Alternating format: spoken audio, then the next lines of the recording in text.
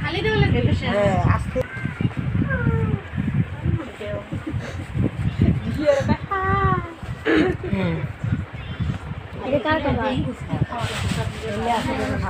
বসবো এখানে বসো না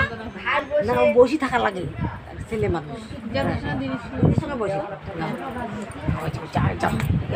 হবে না ওই ওগুলা কাজে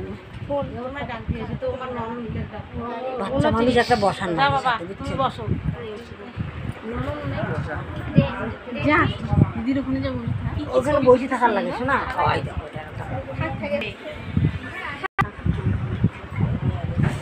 খাই